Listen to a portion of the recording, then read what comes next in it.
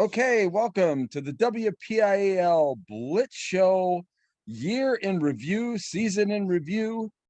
I'm Bruce Badgley. There's my man, Ian McMeans. Ian, I'm out on the deck. I made it the whole season out on the deck. Um, Believe it or not, there's quite a few people that asked me at Cumberland Valley there, was I still doing the show out on the deck, and I said yeah. I guess when we get started here, the first thing I want to do is to we had so many kind words about the Cumberland Valley show last week. I want to say thank you to everybody who's been watching the show all year. Sounds like we have a core group of pretty loyal fans out there. What do you think, Ian? It's awesome that we have as many people that watch our little YouTube show as we get. It's so cool. I was actually going back and looking at some of our older shows, and I was surprised, just how many people tuned into them. Because this week in advance of the championship games, we had been fortunate enough to do shows pretty much covering all of the WPIAL teams that made it to the state championship games. Didn't talk to all the head coaches, but for Union, we talked with James Dotson, who is from the Lawrence County Sports Network and is a teacher at Union High School. So not a coach, but pretty involved with the program. And several of the other ones that we got to talk to the coaches on, and I tweeted out the links to those shows, and just going back and seeing, the number of views we've gotten and the things people have said and, comments we've gotten. Okay, looks like we've got Dan coming in. Oh, awesome. Yes, we have a special guest joining us tonight as well. So I'll let you introduce our special guest to start the show. Sounds good. So joining us tonight on our season recap edition of the WPIAL Blitz Show, we are honored to have Dan Zangarelli from KDKA Radio and 93.7 The Fan, who... Oh, we live? Are we live right now? We are live. Yeah, we're live. Whoa. Well, actually, we're recording it, but it's live, technically.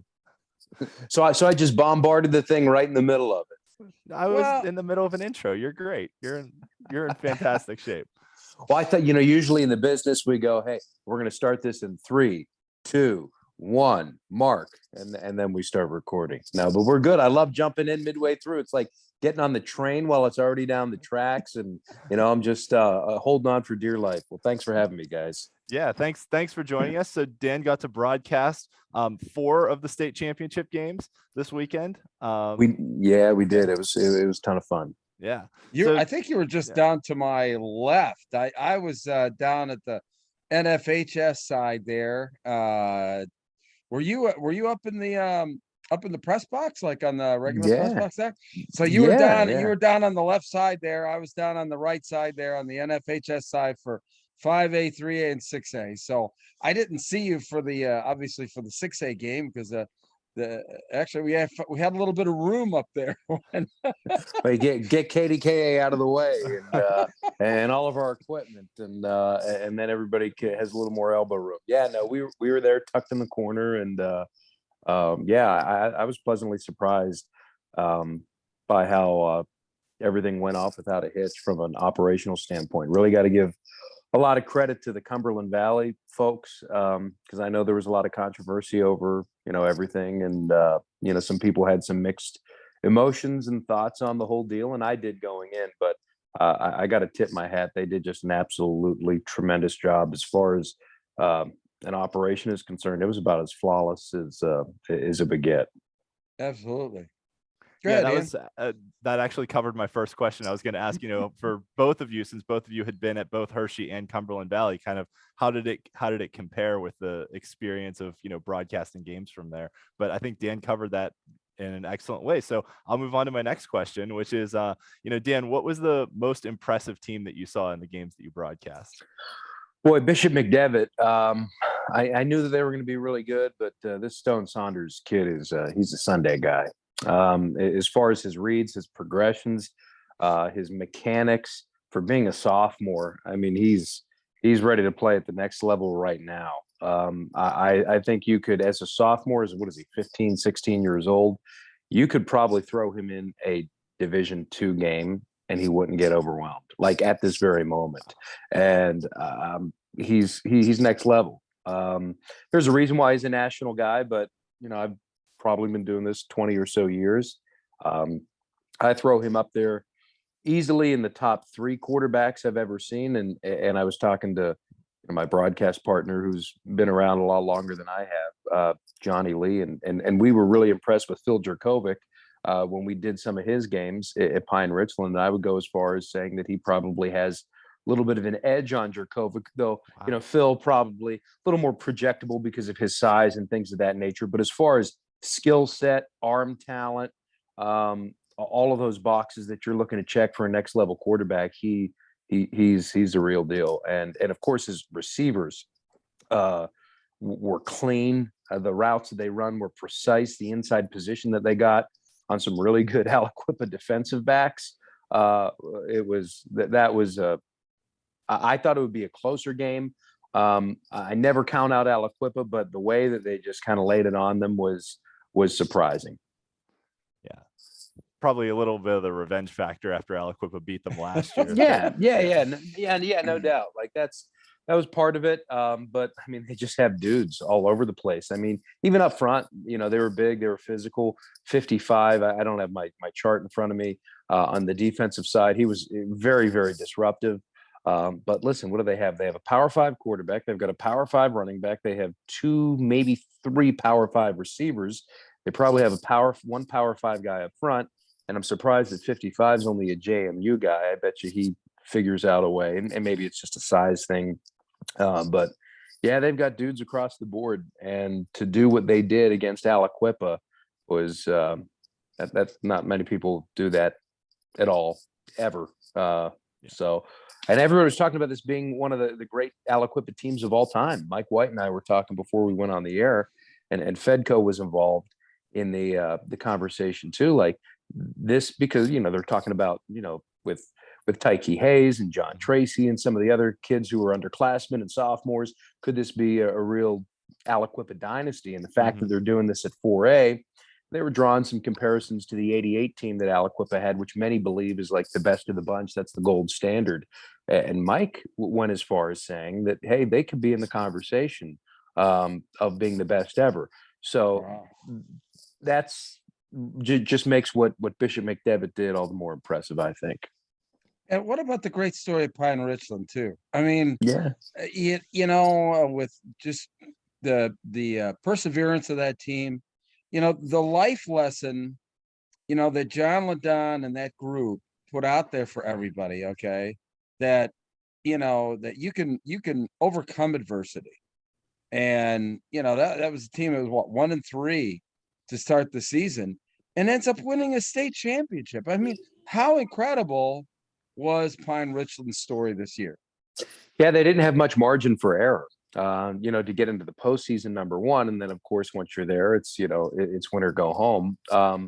Everybody wants to make a big deal, as they should, about Ryan Palmieri, and he's next level guy. I mean, I would love to see him have success and be that underrated guy with the chip on his shoulder that everybody is wondering, well, how did he get here, or how is he doing all the things that he's done? When he's maybe playing Division I ball some way, somehow. I don't know if that's going to be the case, but maybe he takes a circuitous route there and he has to work his way up the ladder to eventually get to that high level of football that maybe he could play at. I'm not sure. But anyway, when you have one special guy in high school, it really, you can ride the coattails, but they didn't have just that. They had really good receivers, but it all starts up front. I mean, John LaDon is an Aliquippa guy, born and bred, and he said when he took the job, he wanted to make this a real throwback Western PA type of team. So he's always kind of been a little grimy and a little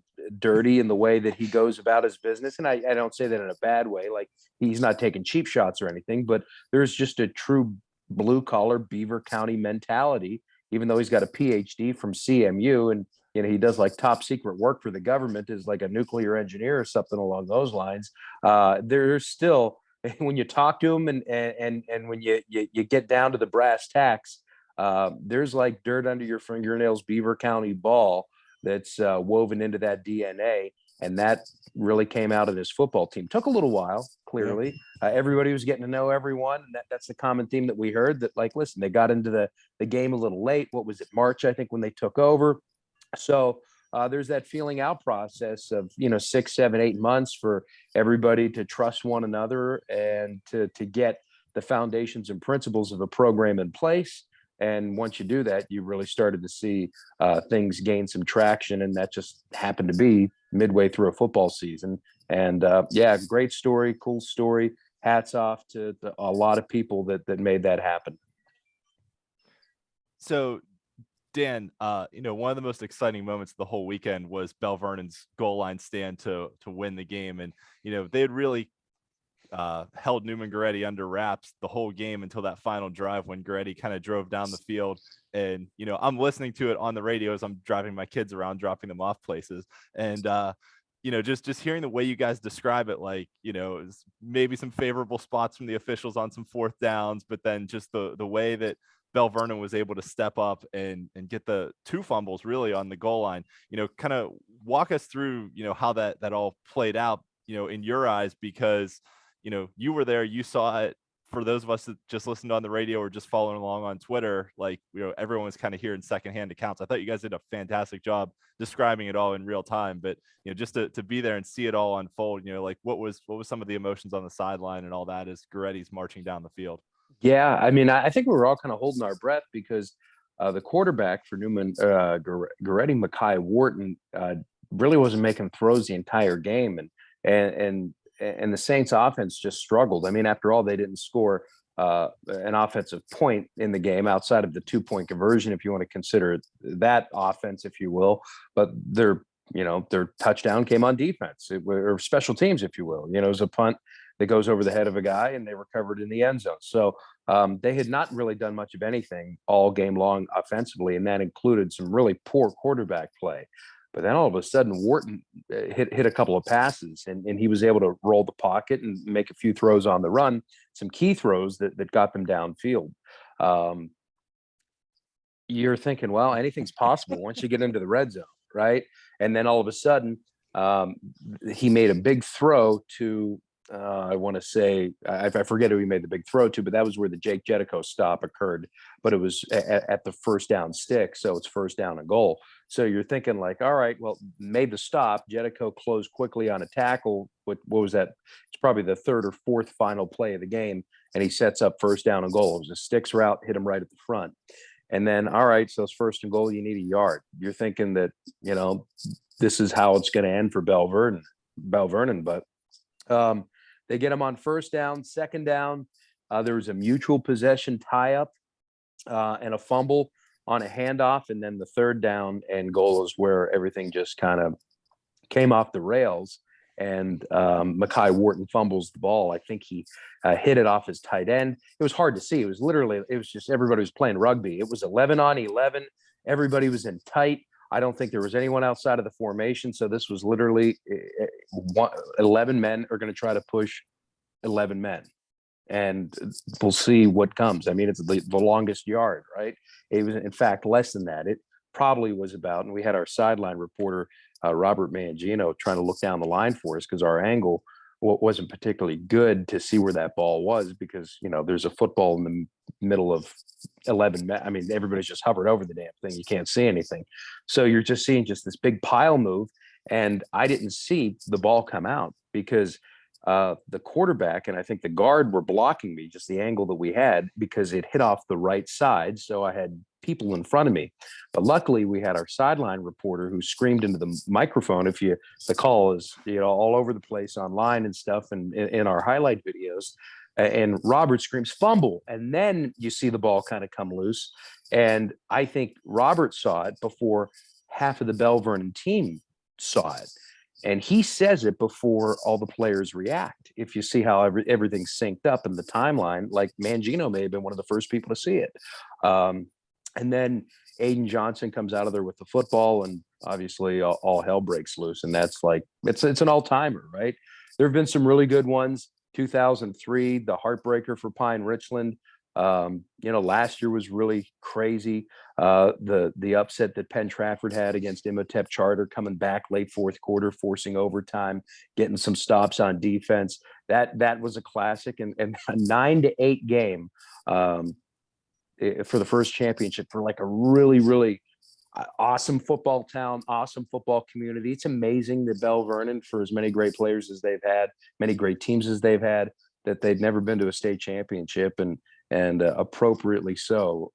It ended the way that it ended. That's kind of like Belle Vernon football, right? If you could encapsulate 40 years of it, that's I think they're happy with the way that they won the game. Yeah, they that was quite an ending, and then there was all the stuff relative to the timeouts. Uh, Yeah, that was got a little bit kind of crazy there. Actually, I did get. I was talking to my broadcast partner today for NFHS because we were doing the game there too, and he did explain to me exactly what happened with the timeouts, and so there wasn't really anything missed or that. It just was how they were divvied up, and the fact too that the scoreboard was actually wrong. So yeah, that didn't help causes. Sure, it really didn't, but it was crazy. But I tell you what, Belle Vernon and Newman Goretti there, that was quite a game as well. That's all I can say. That'll be one for the ages, just like you said. I mean, name one better. I mean, I guess you go back, what was it, 20 years? The first thing that pops into mind is I think North Catholic played one, a few years back, about North 10 Catholic years ago. 2013, when PJ Fulmore took it over the goal line on a 2-point conversion in overtime. Yeah. That comes to mind. The Mannheim Central, the heartbreaker for Neil Walker's Rams, that comes to mind. Recently, like I said, the Penn Trafford game. So yeah, that's it's kind of what dreams are made of, right? Like, especially if you're a defensive player. It's just cool that, like, we use the cliche, like, they'll remember this for the rest of their lives. Like, literally, they will remember where they were, what they were doing, just that moment. Or maybe they won't. Maybe it's just such a blur to them. But for everybody within the community, the parents, the cheerleaders. One of my colleagues at work, Melanie Taylor, she's the morning show host with Bubba on 100.7 Star. Her daughter's a cheerleader. She's about as big as Belle Vernon fan as there is. Ben Tenuta, our multimedia guy, he played linebacker for Matt Humbert, so he's a Belle Vernon kid. So he was right there, and he had the camera rolling, and yeah, man, it's that's why we do what we do, right? Tell the stories of our young people in our community, and tell the stories of a community. And it's an awesome community. It's an awesome place. I've got a soft spot for Belle Vernon. I don't know if any of you have been to the beach at James Weir Stadium, but man, we're not supposed to have favorite places, but it's one of my favorite places to go because the place is always packed. I don't get my haircut in Belle Vernon. I don't eat lunch in Belle Vernon. But if I did, I would imagine during football season, they'd be talking about the game. And I think they were pretty hard on Humbert there for a while too, like really, really good coach. He'd fallen short a few times in the WPIAL. I think they were getting a little antsy with the guy, but you kind of chuckle, but isn't that what you want from a fan base? You want that passion, you want that care. With those high expectations, and it's like the stuff out of the movie. So the fact that they got their ring finally is really wonderful. Yeah.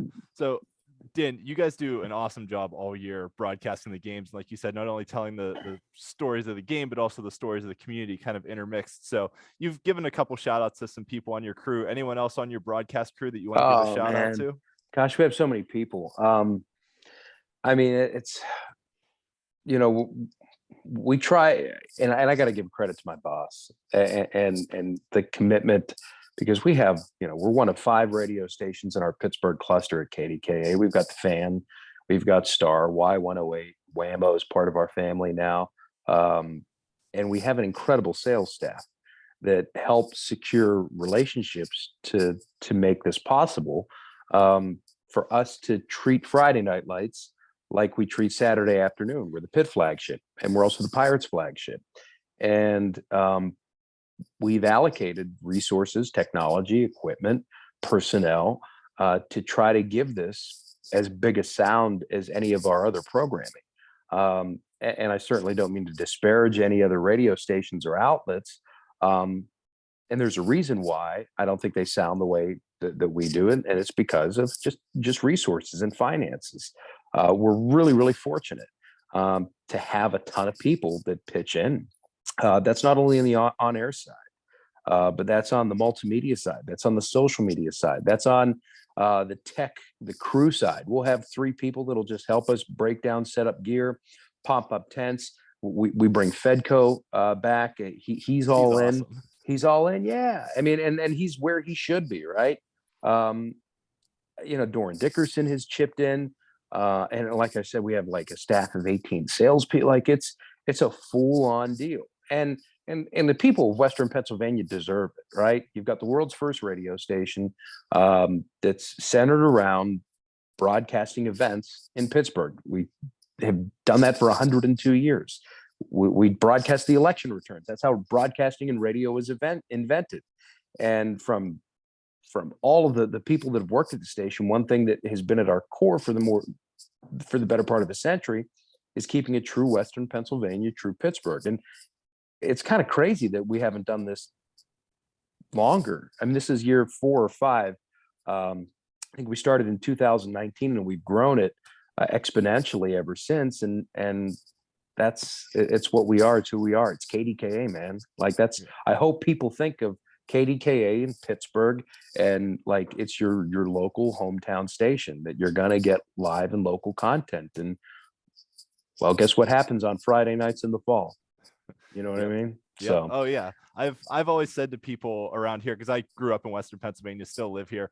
I went to North Catholic, so that 2013 game is always close to my heart. I graduated well before that. We were terrible when I was there, but nevertheless, like I've always told people that like high school football is the best way to learn about a community in Western Pennsylvania, because you have the traditions and everything else that happens, just around the game, the pageantry of it all. And then the reason why I like doing it, I do stuff with the Pirates, and I was at West Virginia for 6 years doing Mountaineer games, and the one thing, and I'll always try to do it, no matter what I do, where I go, what life brings at me, because you get into the business for certain reasons, and it's the most organic form of what we do as broadcasters. It's hard to do, because you don't have a ton of resources. There's not these big PR departments. You don't have the software and the databases. You really have to hunt and gather for all of your nuggets and your information. And now, granted, it's gotten much easier than it was 20 years ago. Max Preps is a great resource. Programs at large have stepped it up. The facilities are much better than they were 20 years ago. So, I mean, the folks that were doing this in the 70s, 80s, 90s, even when I started, or early 2000s. I mean, it was rudimentary. So we've been able to, with technology and staff and personnel and everybody just sort of evolving, we've been able to elevate our game and our sound and the product that the end user eventually receives. But it's still the most organic form of what we do. You have to call the coaches, you have to get the pronunciations, you have to get the starters. And I'm using a yellow pad and a legal pad to scribble down a ton of stuff, and I'm not getting these 200-page PDF packets from a PR department. So that's why I like it, because it's hard. And if we can make it sound like you're listening to a Westwood One game, or you're listening to a college football game, like it's the best compliment that we could receive, because we really work hard at it. And we have a lot of people that pull on the same rope, and we have commitment and we have backing from supportive bosses. And I hope that it's starting to gain traction, where people such as yourself can drive around on a Saturday afternoon with their kids and be part of history with us, as we like to say, describe the sights and bring you the sounds. Like that's the goal. Like what you experienced on Saturday, that makes me feel so good, because otherwise, how are you going to get it, man? I mean, you're going to follow it on your phone, or you're going to listen to a tin can and string somewhere where the product doesn't sound very good. we made it easy for you, and that's what our goal has been. It was great. I was like fist pumping in the car when Belle Vernon got that fumble. It was Right. awesome. And You hopefully guys- we made a connection with the listener, and that's essentially what we're trying to do. Yeah, wow. I tell you what, Dan, it's a pleasure hearing your passion for what you do. And, that's probably in large part why you have so many people that like to listen to you and KDKA is the passion. It's anybody, and I live stream games, I do for NFHS and, Penn Live and games out here. The passion that you have for what you do comes across in your broadcasts. And that's the best thing that you can, relate is your passion that comes across. That creates a fist pump to the fans. And, that's really the important aspect of it is, the organization and bringing that emotion and getting it across. You can't fake that. You can't trade that. And that's fantastic. Well, thanks guys for the kind words. I mean, but like I said, it's a team effort. I mean, we've got a lot of folks behind the scenes, and I mean, if I'll fire them off. Obviously, my broadcast partner, the coach Johnny Lee, has done it for a long time. Man, Gino's a fantastic sideline reporter. Our multimedia effort with Ben Tenuta and Cale Berger is fantastic, and we've got a multitude of producers that have chipped in. Kevin Sherry, I love the guy. I call him our statistician. He gets me the yardage very quickly. He comes, hangs out, just former Boilermaker that just loves high school football, and he pitches in. And our bosses, Michael Spack, Dave Labrosi's our program director, PJ Comanchek. Coming up with all the imaging with the big voice guy that you hear introducing us, and all the all the stuff that it goes on. Our sales manager, Christine Fallon, did a terrific job driving revenue, and I'd be remiss, like AHN Sports Medicine, Allegheny Health Network Sports Medicine, they stepped up big time, and they put their money where their mouth is, because they see the value in it, and they realize what we're trying to do, and they said, yeah, like let's help out, we're in, and they're a partner in it for I believe the long haul. So Good. takes a village, man. It really does, to pull something off like we pulled off. Yeah. Well, listen, go ahead, Ian. Final question. No, I was just gonna say, congratulations on all the success you have, and if there's anything we can ever do, in the future to help promote games that you're broadcasting, you tag us on Twitter every now and then. Feel free to shoot me messages, keep tagging us, and we'll retweet. We'll help promote what you guys do, because my opinion is always that the more information and availability of high school football content out there is good for everybody. So I'm happy to do what I can to help promote what you guys are doing. Yeah, and then listen, nobody's getting rich off of this or anything like that. I mean, it's in the grand scheme of things, it's a small part of what we do at the radio station. But awareness is important, that people have access to it, that when they're driving around, or they can't make a game, or they want to hear about this big recruit in the area, or just a great storyline in the community, that we're the place. We're going to be there. We've invested the time, energy, and resources, and we're going to do our best to tell a good story for those in our community. All right, my friend. Well, listen, thank you so much. Thanks for joining us. You could just go ahead and exit. I don't know what the professional radio terminology for that is for that. I guess we have to count you down to get out of the show, or no. Usually we just take a break, but I'll just go ahead and I'll hit the red button, and I'll dump myself out of here. All right, pleasure thanks, to guys. meet you, man. Thank you so much. Thanks so much for joining us, Dan. Likewise, take care. We'll see you. See ya. All right.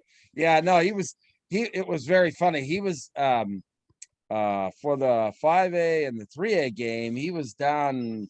We were all along the press box there. He's down all the way in the end, and in between us and their setup there were the stats guys, which was great, because I was just turning to the stats guy to the left of me, and I'm just asking him for information, just bringing it up right up in his computer there. But it was a lot of fun. Obviously, they do a great job there, and he was right about good staff and everything like that. There were a lot of really top-notch media outlets, in Cumberland Valley last weekend there. So great to see him, and obviously for you, he was a lot of fun to listen to. It was absolutely, yeah.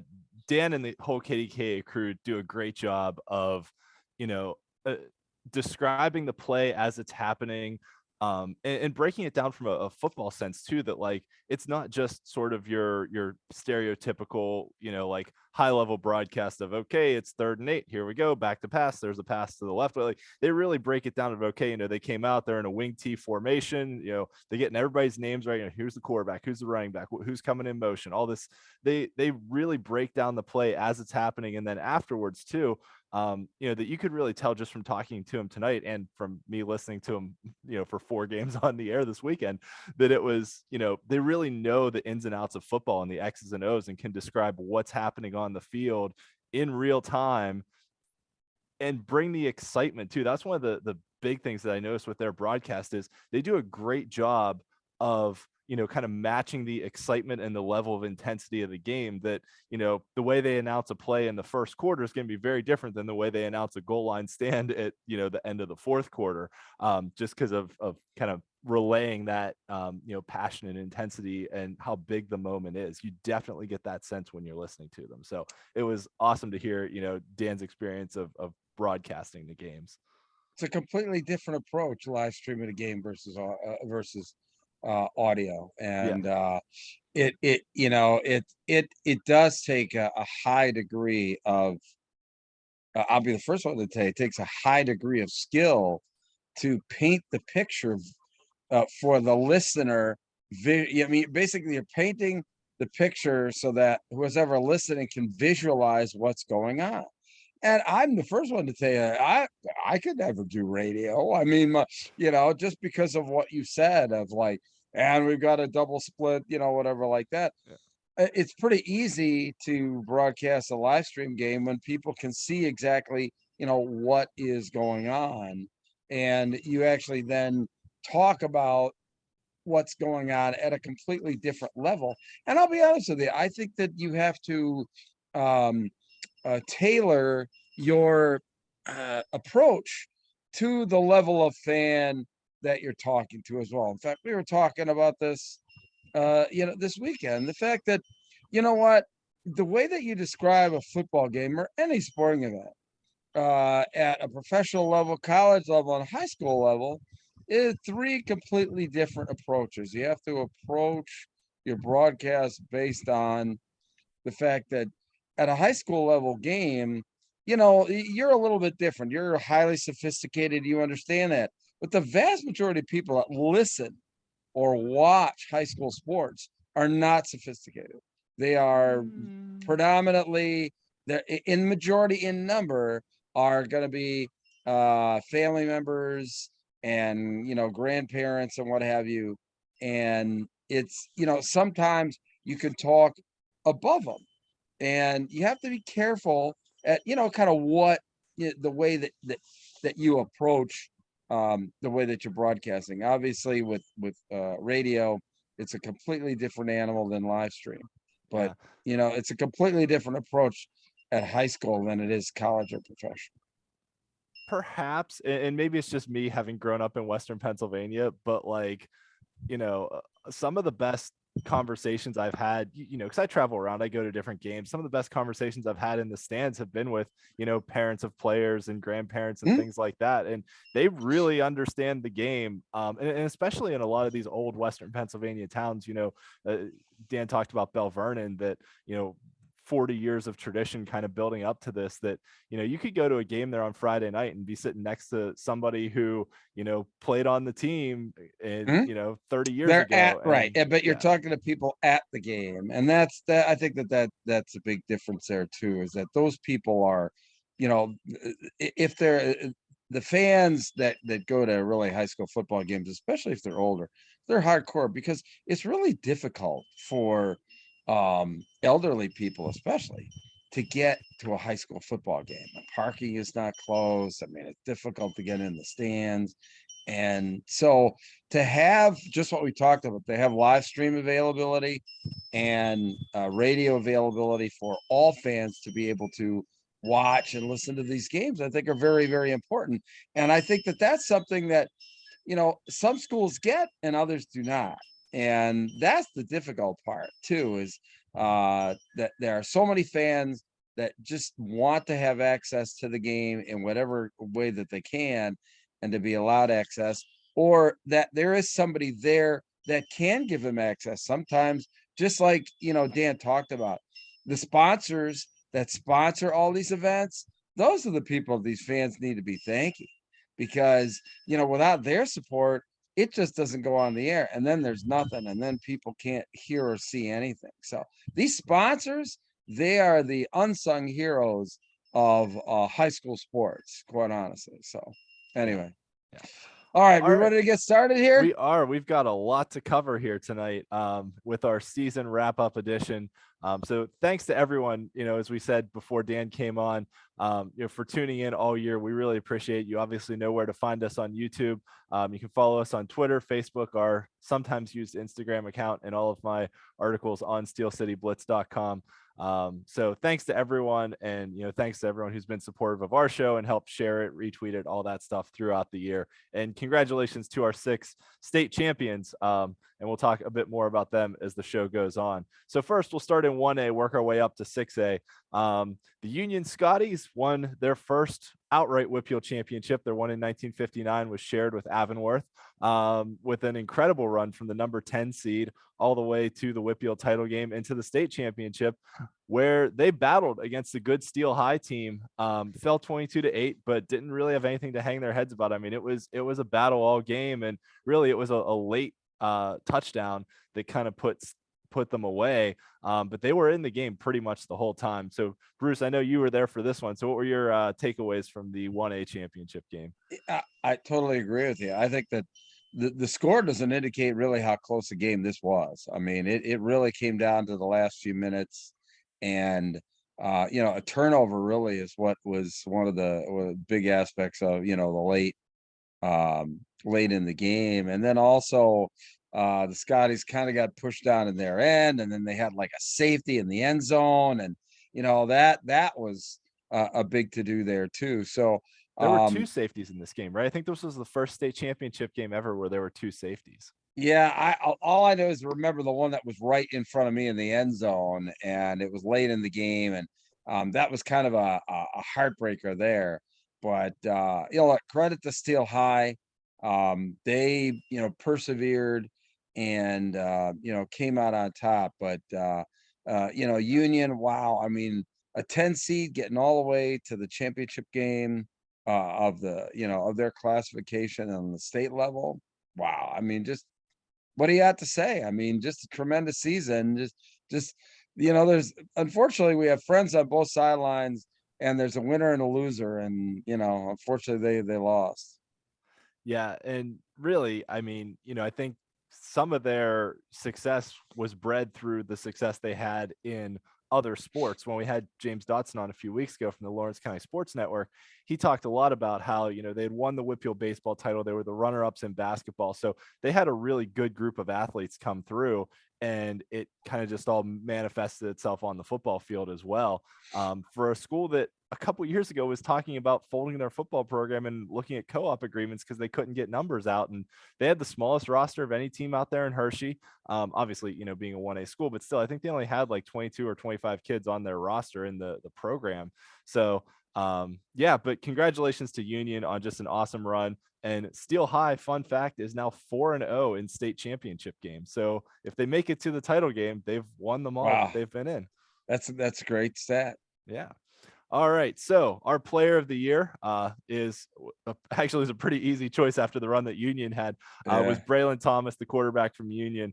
Over 1,600 rushing yards, 1,300 passing yards, 33 total touchdowns that he accounted for.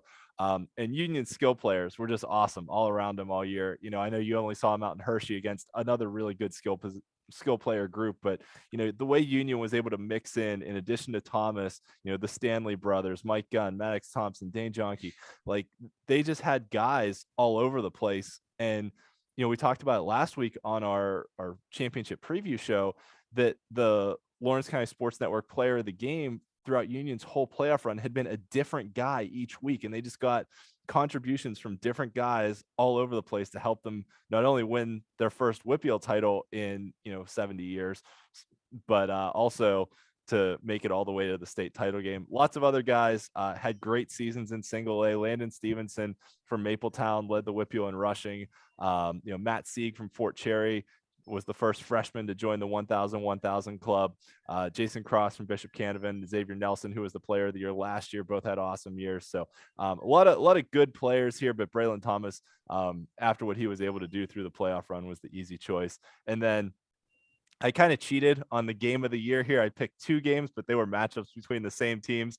The Laurel Union matchups that Laurel got them the first time around in overtime, and then Union came back in the quarterfinals and beat them by 2 points. So, you know, those 2 teams played 2 awesome games head to head against each other this year. Yeah, they sure did. I mean, but I think that's you know, what you talked about, the fact that there were so many good players for Union. I think it's a testament to how well Steel High's defense performed in the state championship game. There were so many weapons on that Union team that they had to defend against, and they did it, and they held them to 8 points. They did. Yep.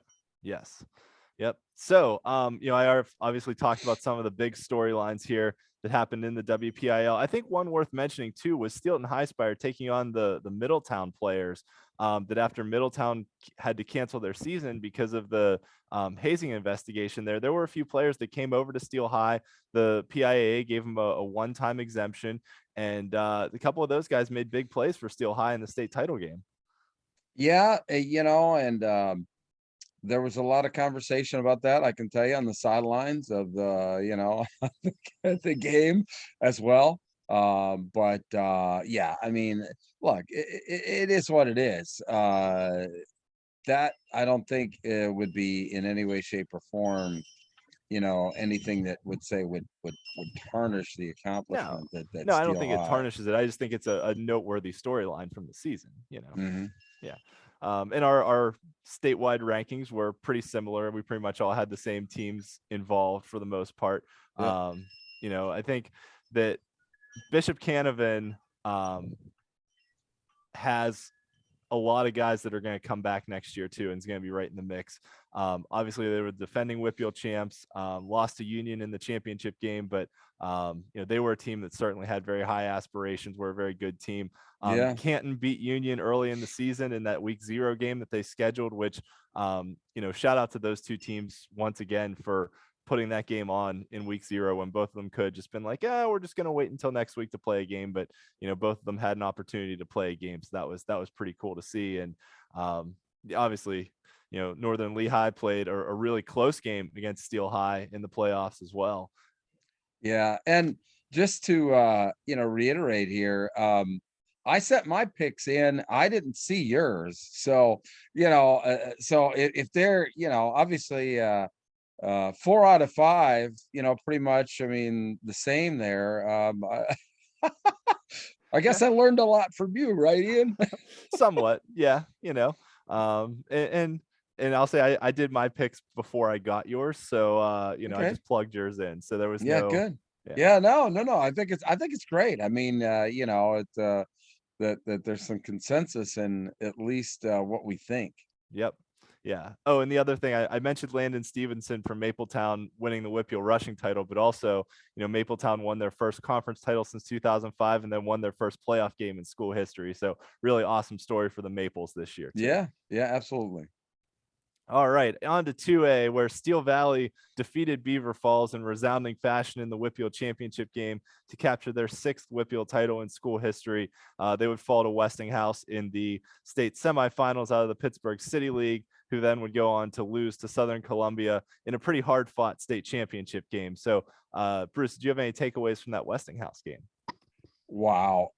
Just, you know, you talk about intensity on both sides. There was no love lost. Forget about on the field. I mean, in the stands. I mean, the fans. Everybody was into this game. And yeah, I tell you what, Westinghouse put up a really, good fight, but ultimately, Southern Columbia, prevailed, and yeah, it was pretty intense. That's all I got to say. Yeah, and there was some allegations that came out after the game about some racist activity that may have gone on. So hopefully that all gets sorted out at the higher levels, because obviously there is no place for that in any sports, let alone high school football. Yeah, correct. All right. So our WPIAL player of the year was Cruz Brookins, the quarterback from Steel Valley, who did a lot more damage with his legs than with his arm, but still did some with his arm too. 1,600 rushing yards, 34 touchdowns, 700 passing yards, 7 more touchdowns. And that also plays into our unit of the year, which was the Steel Valley backfield that had 5 players that all averaged over 10 yards a carry, which is just incredible. Yeah. Yeah, that was. Excuse me. I'm fighting off a cold here, so I'm Uh-oh. powering through. We're okay. Plan herd. Yeah, we're okay. In the game of life, we're all questionable. So, That's right. Exactly. We're all day to day. Yep, exactly. And there was a lot of great performances all around in 2A this year. Josh Jenkins, the quarterback from Stowe Rocks, capped off his awesome 4-year career by surpassing the 4,000 passing yards mark. Jaron Brickner took his team to 3 WPIAL championship games during his high school career. Amir Spencer from Sarah Catholic led the WPIAL in receiving. So a lot of just awesome stuff all around here that happened in 2A. The game of the year, if you recall, between Keystone Oaks and McGuffey, that McGuffey scored to go up with not much time left, under a minute, and then KO drove down the field and threw a Hail Mary pass at the end to win it. And I think it was a 26-yard touchdown pass as time expired to win the game. So a great ending to a conference game there between Keystone Oaks and McGuffey, made it our game of the year. Nice. And our storylines, obviously, Steel Valley's running game dominated everyone. The Century Conference really bounced back this year. They were 0-4 in the first round of the playoffs last year, and then turned it around to go 4-0 in the first round this year. Beaver Falls made it to their 3rd straight WPIAL championship game after moving down to 2A.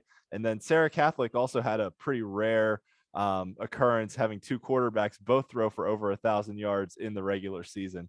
So that was a pretty cool accomplishment that those guys had. Elijah Ward and Quadir Stribling. And then statewide, obviously Westinghouse, the first City League team to reach the state championship in 25 years. It's a huge story, and Southern Columbia won again. Yep, they did. And this year, I tell you what, I found it to be so much different in the perception of the game. I've been at these championships now going on since we went to 6 classifications. And there was always that, the fact that Southern Columbia was going to, blow everybody out. This is the one time that the game came in that they're, not necessarily that Southern Columbia wasn't going to win, but that it could be a very close game. And in fact, it really was. Unfortunately, you never really had the fact down on the field that you thought Westinghouse was going to, once the game started, that Westinghouse could win the game. They got down early and really just couldn't seem to, get their feet under them and get a lot of momentum. And that was unfortunate because they had a really good group. And but that was the big difference in this year's Southern Columbia team, I think. Yeah, and it seemed like Westinghouse had a couple opportunities. They got a couple turnovers in the first half that they weren't able to convert into points. That they certainly didn't back down, from Southern Columbia. Not at all. Just weren't quite able to capitalize in some situations where they had a few opportunities to do so. And I'm on the record here saying that I think Southern Columbia should be in 3A, if not 4A. So, them winning 2A again is just kind of whatever. I don't know.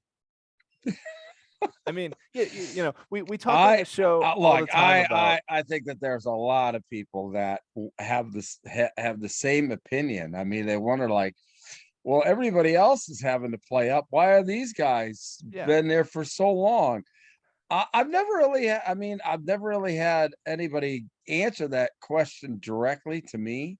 But yeah, I still wonder that myself. So If you want my opinion, is that they're cowards, and it's not the students and the players that are cowards, it's the administration. They're afraid. I would disagree with that. They're afraid of playing up. And here's my reason why, right?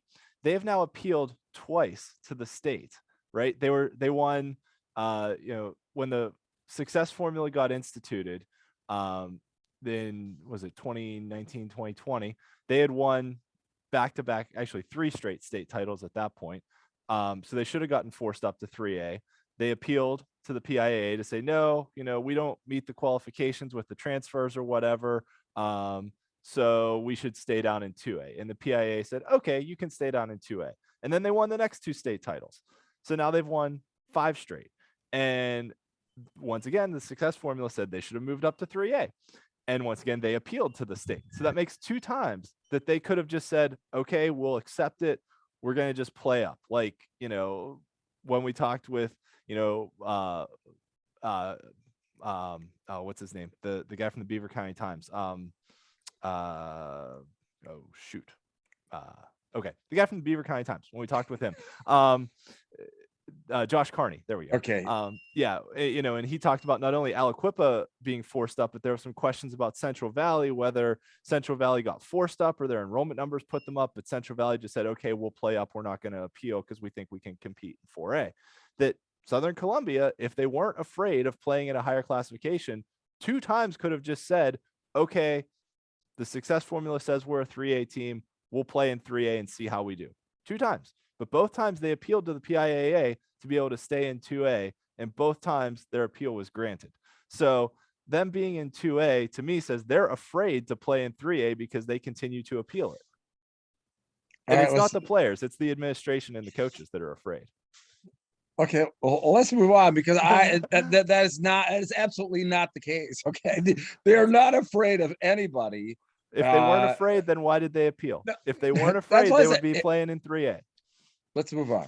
That's all I'm saying. Speaking of 3A, Belle Vernon won the state title in an awesome, awesome defensive performance against Newman Goretti. And Belle Vernon was a team somewhat similar to Pine Richland. Started the year with a losing record. They were 1-2 coming out of the gates and played all their games against teams from higher classifications, and then went on a big run and swept through all the 3A teams they played and ran through the state playoffs as well. Played some tight games, though. Had a tight game against Central Martinsburg in the semifinals, and then really ground out a win against Newman Goretti in the state championship game. And last week when we did our preview show, I said, the last couple weeks, like, Belle Vernon hasn't been crushing people, but all Quentin Martin needs is one opportunity. And if he gets that opportunity to take it to the house, watch out. And that's what it was. He got one opportunity on a little screen pass, and, they gave him the ball a lot in this game. They did. But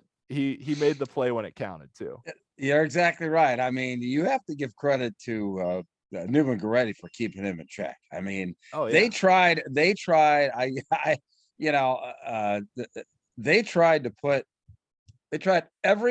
I think, position, tried every play to try and get him in space, and Goretti was successful in, keeping him in check. I mean, he had a few plays here and there, but overall, he was held in check. And that I can't tell you how great it was meeting Matt on the field after our conversation last week. What a terrific guy. It just there aren't any words that can describe the feeling that I had in meeting him, and I think he enjoyed it too. I mean, we were funning around and everything else, and that's the thing about the conversations that I have with these coaches on the field before the game. The haze in the barn, you just try and get to know these guys personally a little bit. You don't really ask them any, at least I don't anyway. I don't really put them up against the wall and ask them tough questions. I mean, try and keep the guy relaxed. They're intense enough as it is. So try and keep him relaxed. Matt was great. The game was great. I can tell you, there are a lot of things about the end of this game that I can't tell you, that I've been privy to information that I'm not going to divulge on this broadcast. But what I can tell you is that how the final play came about was that the quarterback was reaching his hand over and ended up, one of the Belle Vernon players literally grabbed the ball out of the quarterback's hand, and then Aiden Johnson, who was actually on the ground, grabbed the ball. And the reason that Dan didn't see it is because it was on the opposite side. Obviously, I think his reporter was over there too. That's why he said, "Oh my God, it's a fumble." Yeah, because he stuck his hand out there and the player grabbed it. And if you go to EasternPAFootball.com Twitter feed, you can see it plain as day exactly what I described of what happened. And where he stuck the ball out, and then literally the guy just grabbed it, and then it ended up in Aiden Johnson's hand, who was on the ground, and who then got up and ran off with the ball. But there are a lot of things that went on at the end of this game that I just at this particular point, we'll see if they come out. And I, like I said, between myself and a couple of my sources or whatever like that, keeping me updated here, we may not have seen the end of this game. So I'm just going to leave it at that. Interesting. Yeah, because I know there was some, like Dan mentioned, there were some questions about the timeouts that Goretti was able to call 2 timeouts.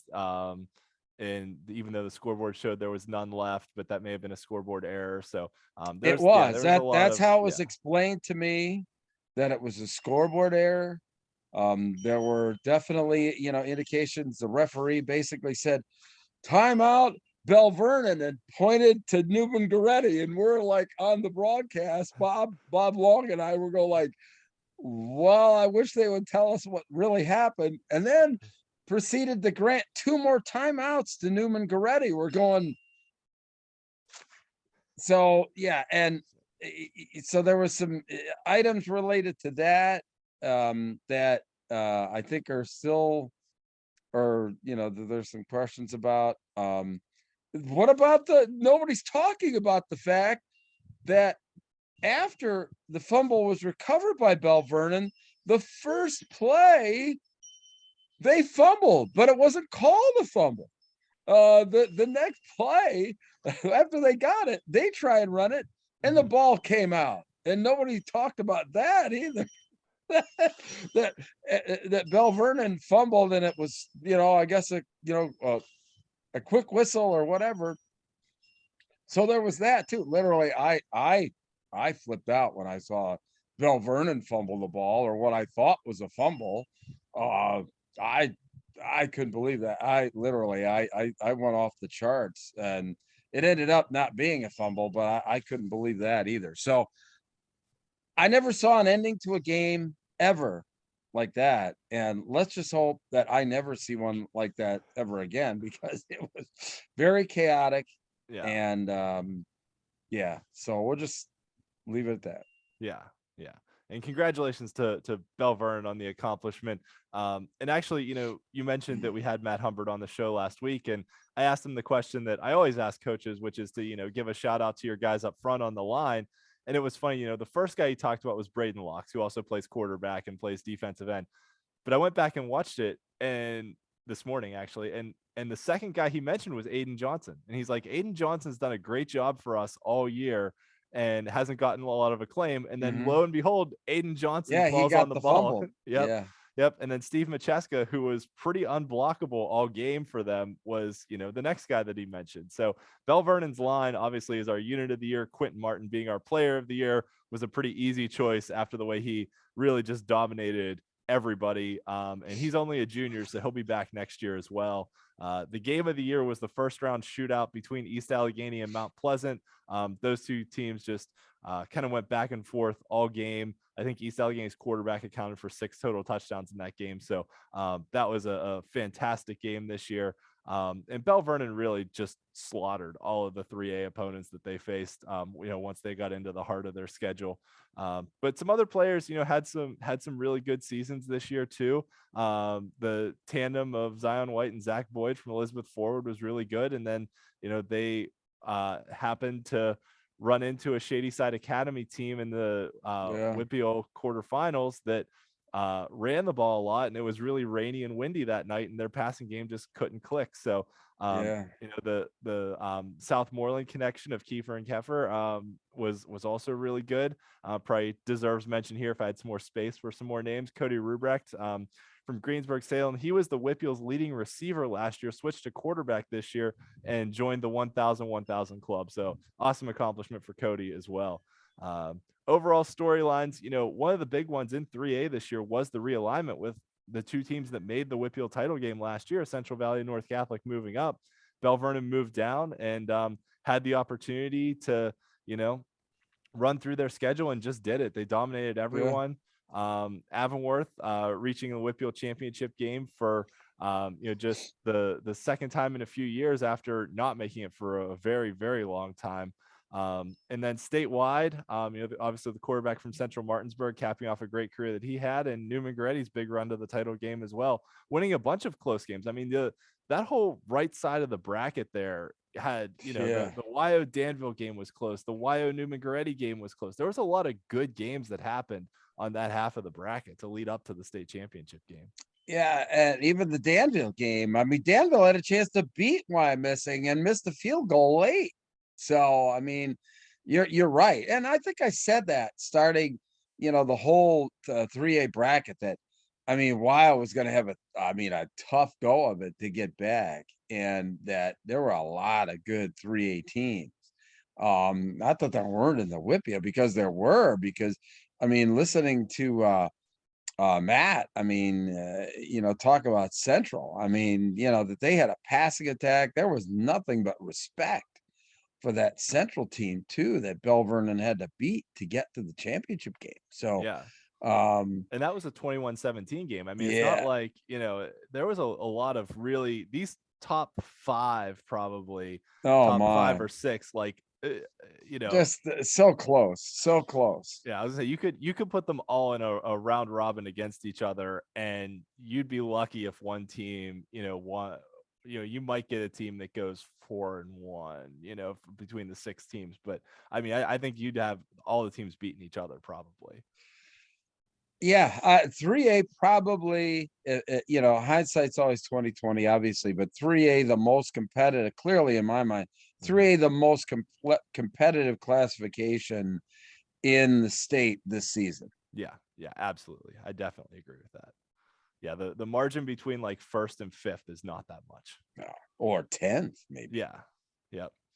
In 4A, Aliquippa won their 2nd straight WPIAL title, and we got a rematch in the state championship game with Bishop McDevitt. And Aliquippa won last year, and McDevitt flipped the script on him and won this year in a really dominant performance, which doesn't happen against Aliquippa much. Aliquippa had some turnovers, but it seemed like they had some chances too, that they got a couple interceptions, in the first half that they weren't really able to march it down the field and score. And a couple times they kind of turned the ball over back and forth with each other. And then Bishop McDevitt really just pulled away with some big plays in the second half. I just never felt that Aliquippa got into any rhythm offensively the entire game. You talked about the fact that they had that screen pass that got intercepted right, in the line, and they fumbled the ball away.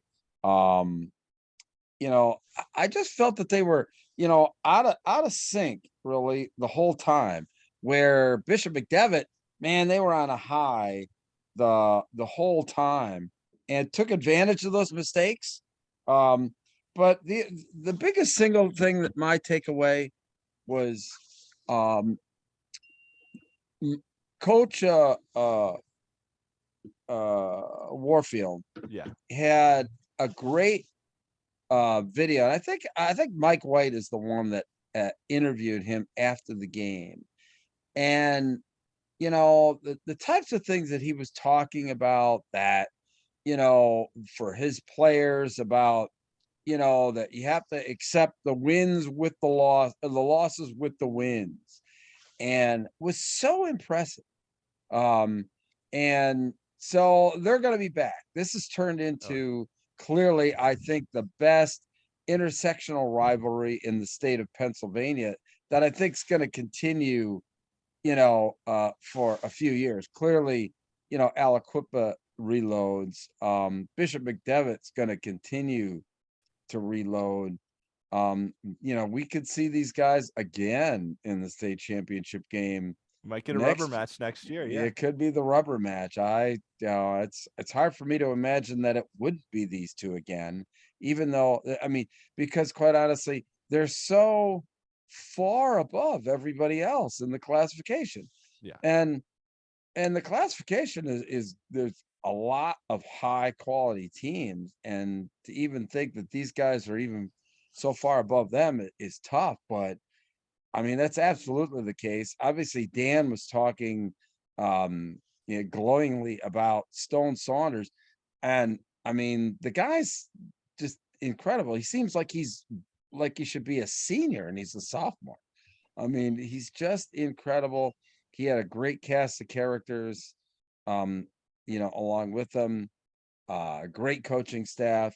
The one thing that people didn't realize here is that Bishop McDevitt's head coach, Jeff Wechter, he was under enormous pressure to win a state championship, which is hard to imagine. But he had been there 25 years at Bishop McDevitt, and he was definitely under some pressure to bring home the bacon. And he did. And that's something that a lot of people, especially outside of the Harrisburg area and District 3, really didn't know is how much pressure Jeff was under. And this team really performed, and they got the W. Yeah, and congratulations to them. Obviously, put a great group of players together, and Dan was right. 55 just dominated that game in the trenches. I think Aliquippa's center got hurt late in the game against Allentown Central Catholic and got carted off the field and wasn't able to play in this game. And I think that definitely made a difference, but I don't know how much of a difference it made because McDevitt was just, so much better than them in this game on that night. Yeah. And that's the fun thing. We got to see these teams play last year. We saw them play this year. Maybe we'll get to see them play again next year. That, this is a fun little budding rivalry that we might have between these two schools. If they played 10 times, each would win 5. So, I mean, yeah. Exactly. I think you're right there. I think if they play 10 times, I'd be shocked if one of them won 7. Like it's probably 5-5 or 6-4. Yeah. All right. So our 4A player of the year is Tyke Hayes, the running back from Aliquippa, who as a sophomore was just outstanding this year. 33 total touchdowns, over 2,000 total yards. Aliquippa's offensive line, defensive line, the trench dogs, once again, just, what they're able to do up front in the trenches. I know you saw them play against a pretty equally sized McDevitt line, but what they did against everybody else this year, there were games. I mean, Montour had negative rushing yards against them. North Catholic had negative rushing yards against them.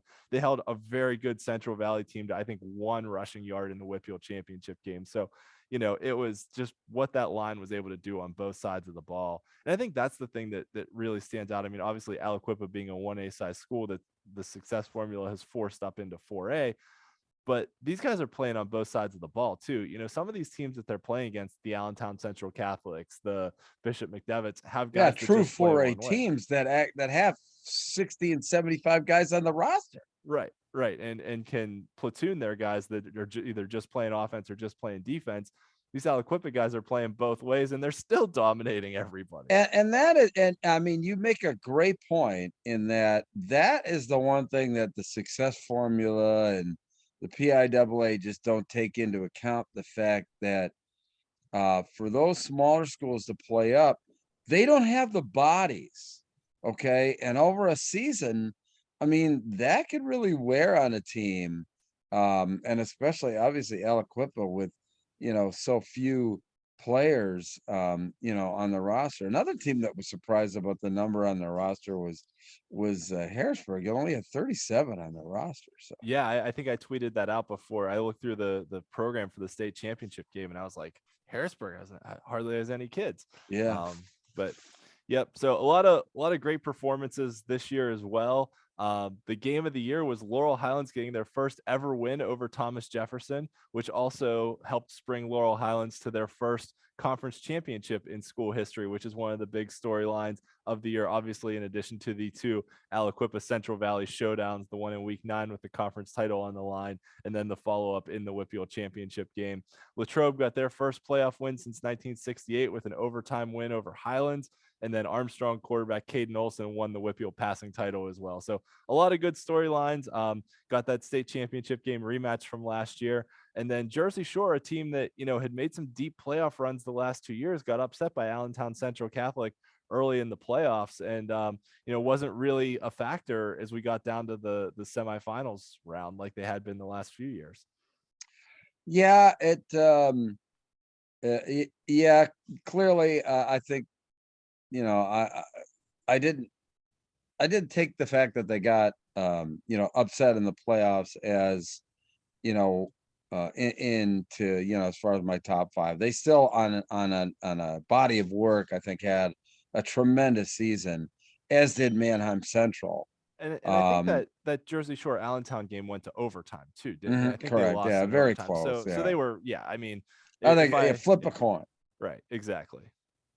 Yeah, that's kind of where I was too. I was like, you know, between Allentown Central Catholic, TJ, and Jersey Shore, I was kind of like, these 3 teams are pretty much equal. Like, it'd be 5A, 5B, 5C for me. So Yeah.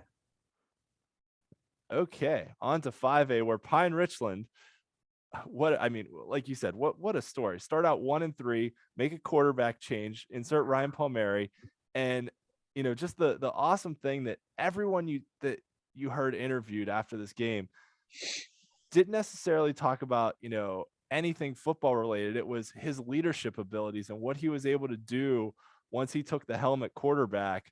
You know, just for the team atmosphere and the team culture, and the word leadership comes up all the time with this kid.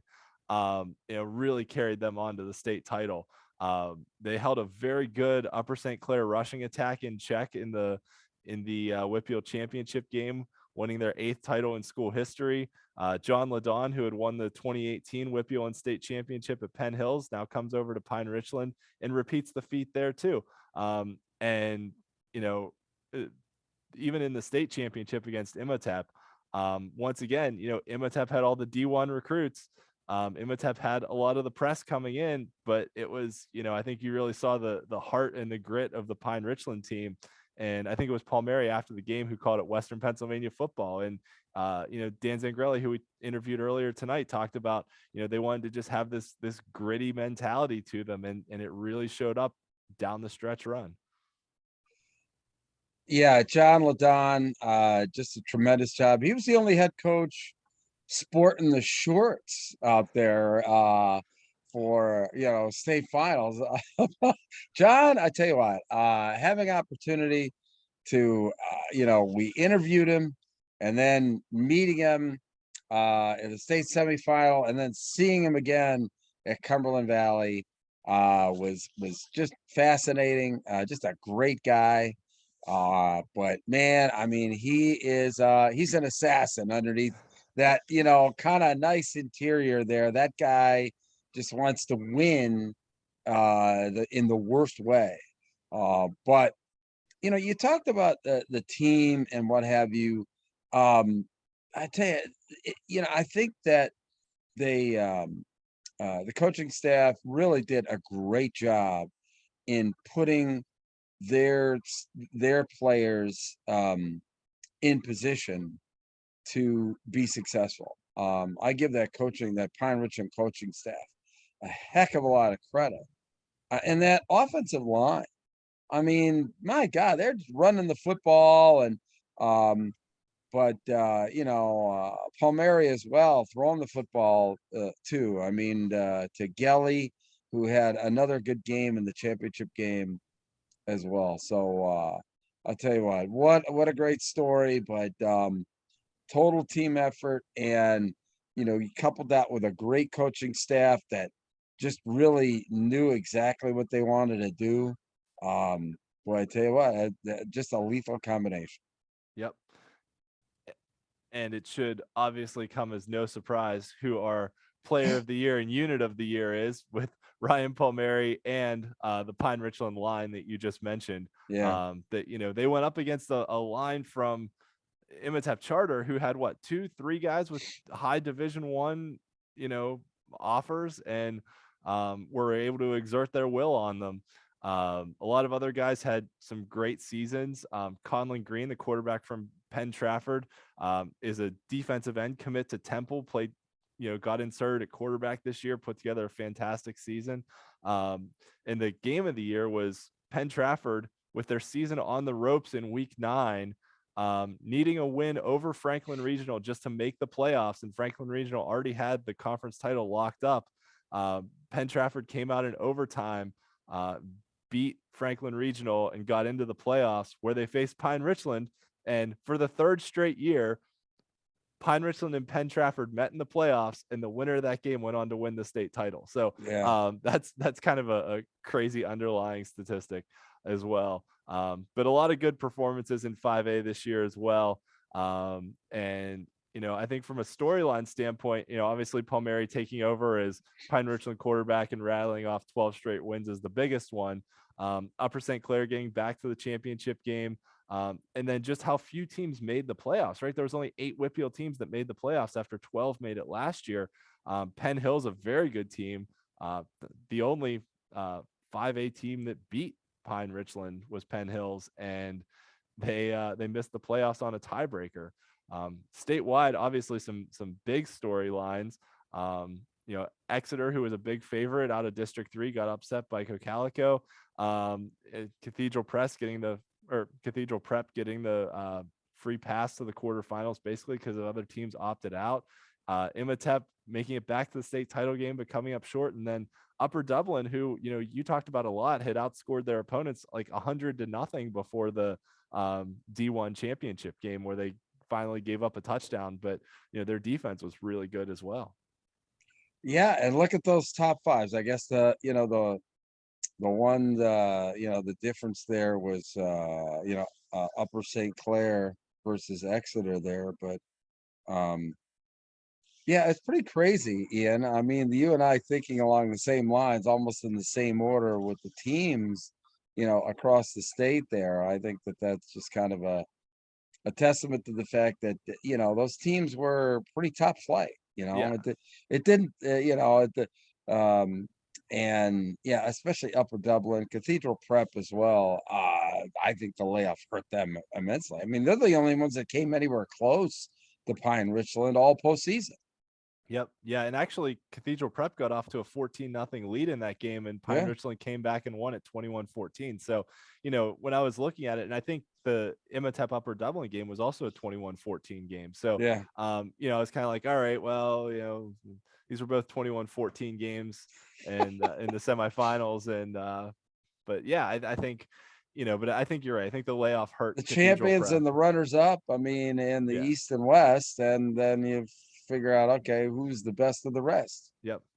Pretty much. All right. Moving on to 6A, North Allegheny won their 5th WPIAL title in school history, their first in a decade.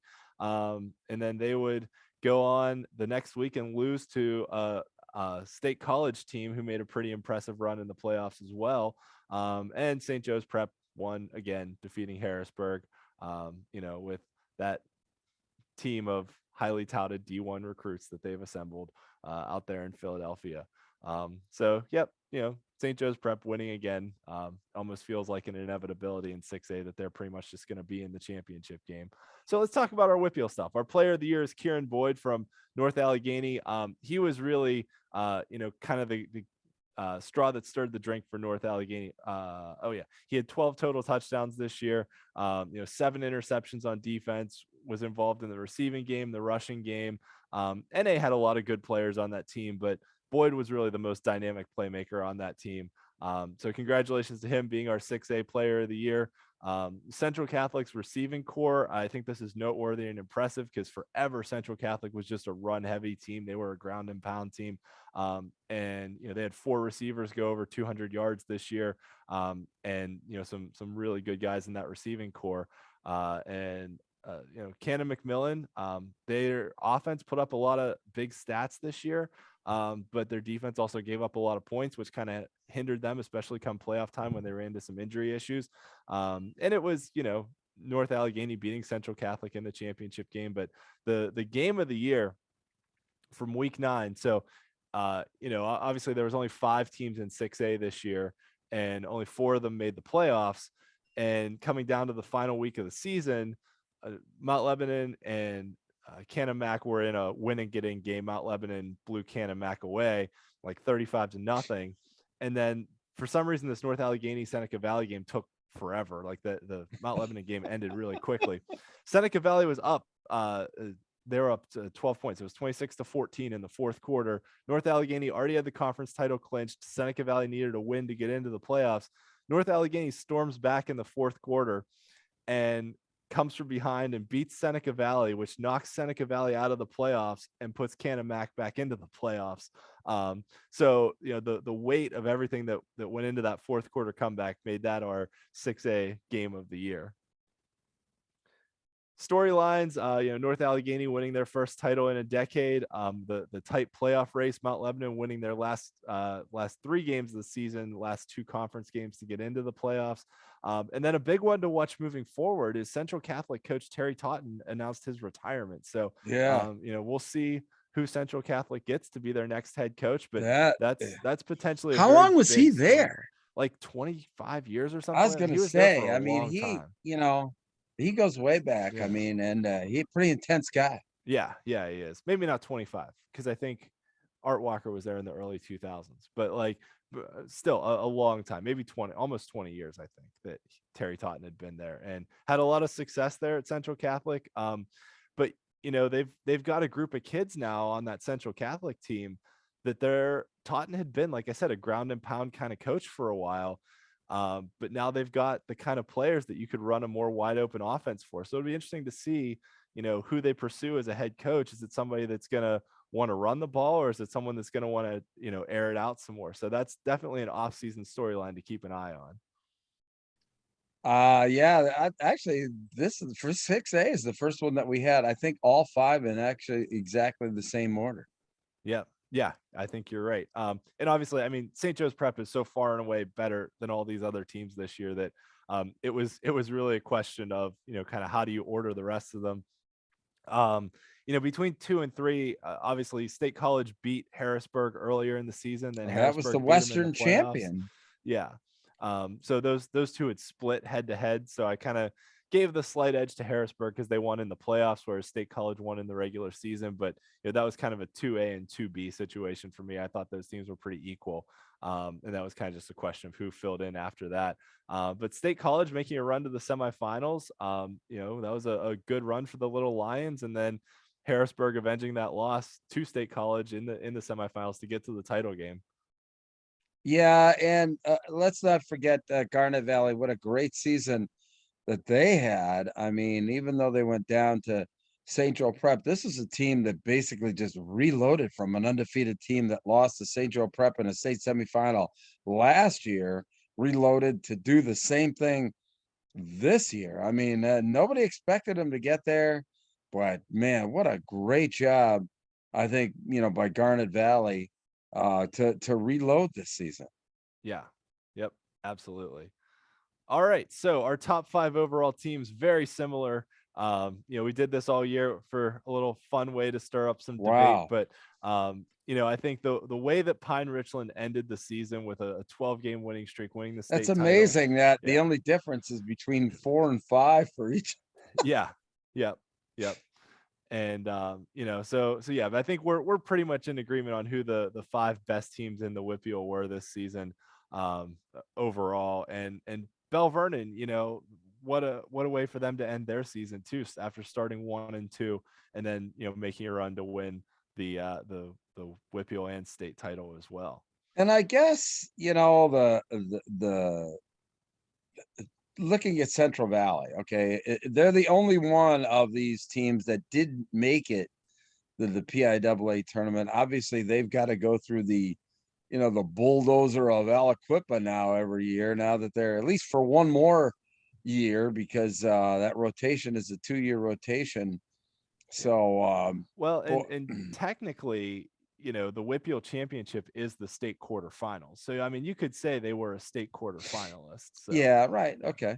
Yeah, All they right. just didn't play anyone from outside the WPIAL. And I'll say the reason I kept Central Valley in is because until they played Aliquippa, they mercy ruled all of their opponents. And in the Oh, playoffs, well, they didn't mercy rule Thomas Jefferson, but they beat them 19-0, and TJ didn't move the ball at all against them. So, like, other than Aliquippa, they dominated everyone they played. So, I mean, they uh, are well deserving of a spot in this list.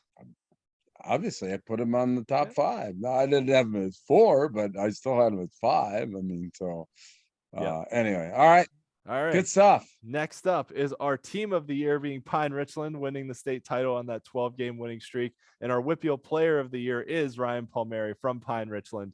After he was inserted at quarterback after their 1-3 start to the season, really keyed their whole run to the state championship. So congratulations to both Pine Richland and Ryan Palmieri being our team of the year and player of the year. Yeah, I mean, no doubt Yeah. about that. Yeah.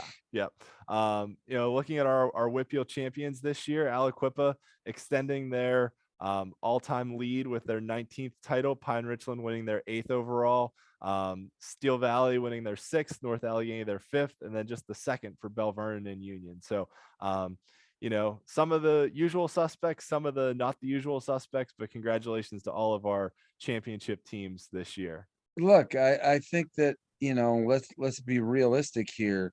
Not the usual suspects. Beneficiary is Belle Vernon this year. I mean, the reclassification that they got, and I quite honestly, I didn't realize that it was such a big deal. And for them to be playing down in 3A. But I didn't think it was either. I mean, it I know is there it was was really a big deal that they didn't play up. yeah. I mean, And there was, so I think part of it was that, they had reached the 4A championship game last year. So there was some chatter when the numbers came out of like, oh, I wonder if they're going to opt to play up or if they're going to play their number. But that was kind of all that I heard was like, I wonder if they'll play up or not. Because there was talk about Woodland Hills too, that Woodland Hills ran into a situation where they were classified as a 3A team because their public school district had lost a lot of kids over the last 2 years to charter schools, to homeschooling, to other things.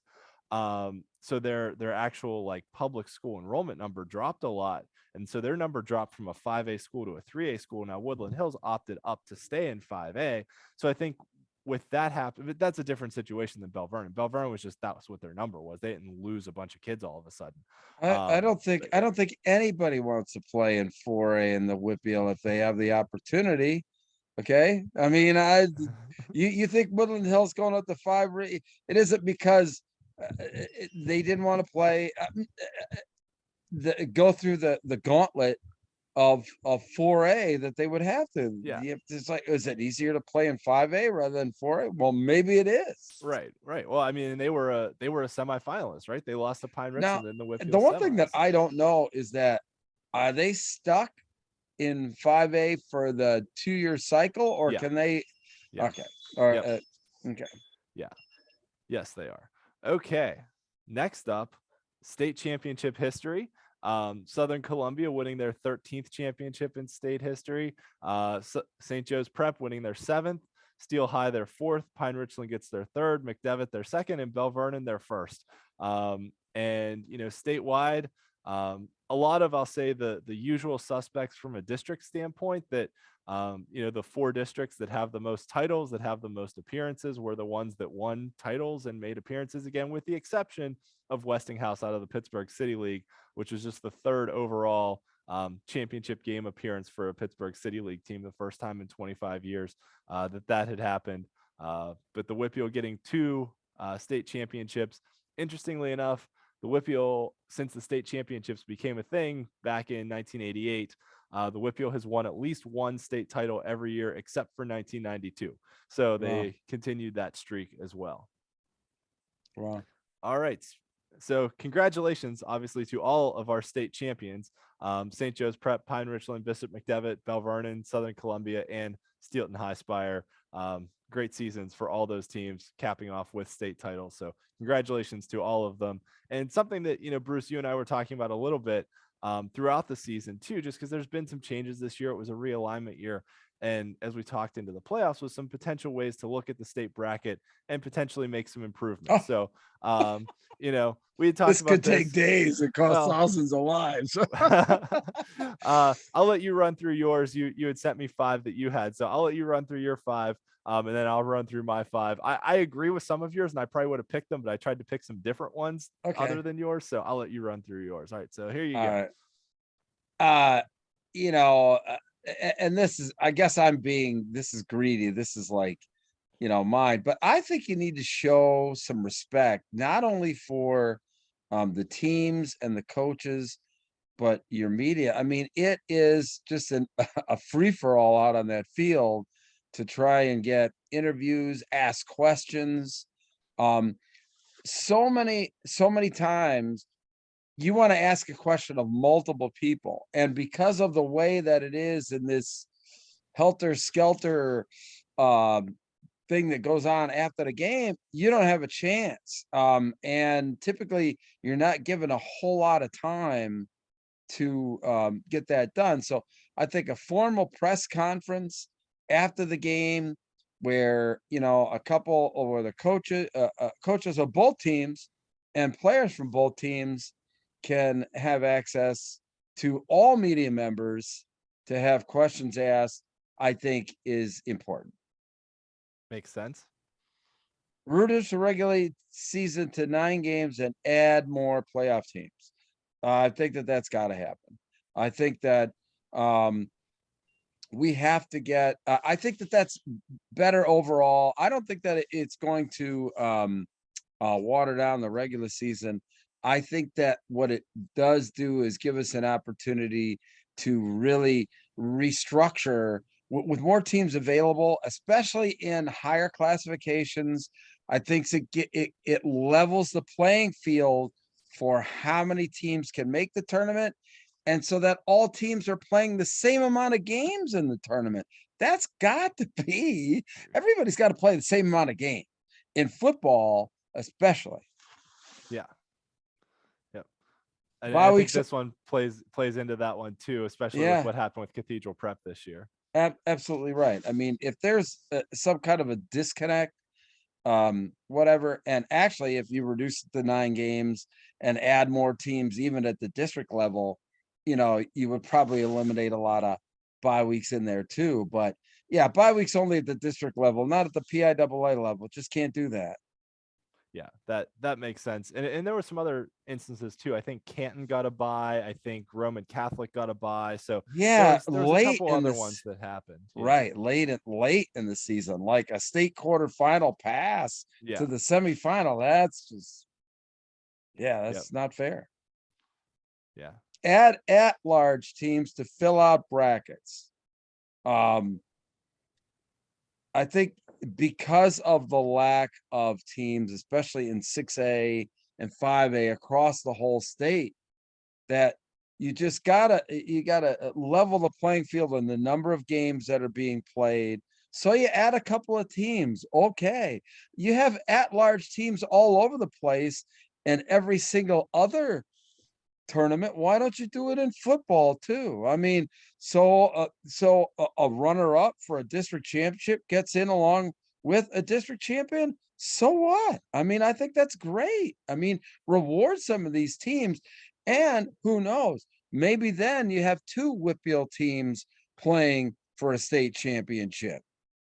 Yeah, kind of like they do in like basketball, where like 4 or 5 teams from a district could make the playoffs. You talk about, we talked all year about how heavy the 4A was in the WPIAL. If you add some at-large teams, and okay, so that at-large team gets sent over to the east, hey, maybe then it gives then the districts who may have that eliminates the problem of if you have so many good teams consolidated in one area, that more teams then have an opportunity to play for a state championship, which I think is a good thing. Yeah. Well, and to your point too about, you think about 5A and 6A and just how big District 1 and District 3 are in those two classifications. I think those two districts make up like 60% of the 6A teams. Yeah, in the why should state. only one come out? Yeah. And you have a district that has like let's just say just like let's Well, just take talk Cathedral about Prep. 6A, right? Cathedral Prep was the only 5A team in District 10 and basically got a free pass to the quarterfinals. Yeah, correct. Exactly. Or semifinals. It's not there's no competitive balance in a tournament like that. Yeah. Let's just say there's no competitive balance in the PIAA 5A and 6A tournament right now, and they got to change that. Mm-hmm. Yep. And this was one I really liked. I like this suggestion. So this was a fun one, I thought. Yeah, the only thing standing in the way of this is the WPIAL, because you don't use power rankings. Okay, I mean, if they could still do some, PIAA power rankings and pick their teams however they want to, but a power ranking would be based on, obviously their body of work throughout the entire season. And then you just basically have, all right, how many teams qualify? And, you can put in the teams, especially you're going to need something with like at-large teams. How do you do that? Well, you can put them in a seating based on if you're using power rankings as the basis. And that's how you can determine the at-large teams as well. Yeah. And there's other states out there that do it. I know my buddy Pat, who runs the PA football history site, which is a great resource for everything. He's looked at like how Illinois runs theirs, which is, they get all the teams that qualify for the playoffs. They have some standard of you have to win, half your games, 6 games, whatever, to qualify for the playoffs. And then they kind of rank all those teams top to bottom and by enrollment. And then like the top 6th of those become the 6A teams. So you could have a team that one year is a 6A champion, another year is a 5A champion, just because of how many bigger or smaller teams. Like the classifications don't really matter until they sort of organize them all for the playoffs, which is a really interesting concept. And I definitely think, statewide, they could do something like that. It would definitely take some schedule tweaking. But what you could even do is if you shorten your district tournaments, well, that's what I mean. Now you shorten the regular season by 1 week. Right. And then you could have your district tournaments, your district champions automatically qualify for the state playoffs.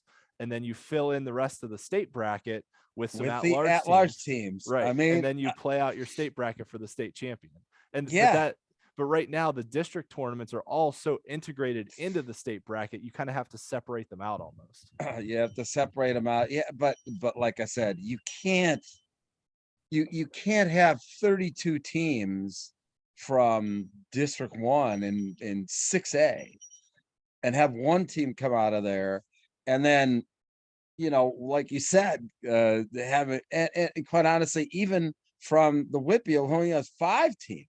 Yeah. Okay. And you have one come out of there. That's not competitive balance. Okay. Right. And they've got to do something about that. I don't know.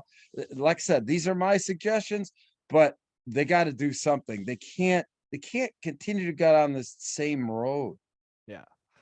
All right. I'll talk about mine. So I agree with a lot of yours too, but I tried to pick some different ones just for entertainment value. So well, good. My number one is also very sort of similar to yours, where you want press conferences. I want all game stats submitted to a centralized resource. I don't care if that's Penn Live. I don't care if it's Max Preps. I don't care if it's whatever. The PIAA website. We need some kind of centralized resource for stat keeping, because that is a great idea. I could look at 3 different websites right now. For all sports. For all sports. Yes. Yeah. Each school should be required to have one like sports information director or whatever it is at each game, keep stats for their team, and after the game submit it to some centralized resource. That is a great idea. And great idea. Yeah, because then it would just make finding these things a lot easier. Like I could look at the Post Gazette, the Trib, and Max Preps right now, and they could all three have different like Yeah. rushing totals for a guy, you Yeah. know, and so whatever it is, we just need some kind of centralized resource for statistics. I agree. All right, retool and fairly and equitably enforce the success formula. So how I would do this if it was up to me, which, you know, whatever, but would be to get rid of the transfer factor, just base it on you know, success in the playoffs, and put a cap on how far above your enrollment classification you're allowed to play. So like Aliquippa almost got forced up to 5A this year, right? And as a 1A size school, they appealed and said, hey, we don't have the numbers, we don't have the facilities, there's no way we can play in 5A. Like I think playing 3 above your enrollment class is probably about the cap of where a team should play, right? Like there's no way a 2A size school should be playing up higher than 5A, if, and that's even probably a stretch. Like honestly, maybe 2 classes might be the most, but like a 1A size school shouldn't really be playing higher than 3 or 4A. A 2A size school shouldn't be playing higher than 4 or 5A. A 3A size school shouldn't be playing higher than, well, I guess 6A, but like, you know, it's just, it doesn't seem fair to make these, because the success formula does harm the smaller schools more than the bigger schools, because like St. Joe's Prep, they can't move them up, they're already in the biggest classification, you know. Archbishop Wood got moved up and then was able to move back down because they didn't acquire any success points the next cycle, but nevertheless, you know, for Archbishop Wood as a 5A school, there's only one class they can move up. They could move up and dominate 6A and just be stuck there forever. So Yeah. I think some fair and equitable enforcement of the success formula would go a long way as well. Sure. All right. Similar to that, add a relegation section to the success formula that if you don't win a game in 2 years, you get to move down a classification. That right now the success formula is focused on moving teams up, but there's been situations like Uniontown a few years ago, that Uniontown was a 3A school and went 0-20 over 2 years. And then their enrollment grew and they moved up to 4A and they now had to play in 4A and we're getting crushed even worse. So like, that's just not fair, you know, to a school like that that's struggling. And then Uniontown opted out and decided to go play independent. So like, we can't compete at this level. We couldn't compete at 3A. How do you expect us to compete at 4A? Similar thing happened to Brownsville too.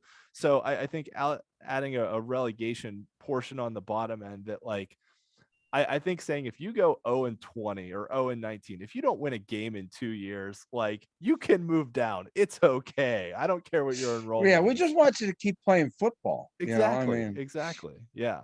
that's good. Yep. That's a good one. All right. This one might be a little bit controversial, but players who do not live in Pennsylvania are ineligible for the playoffs.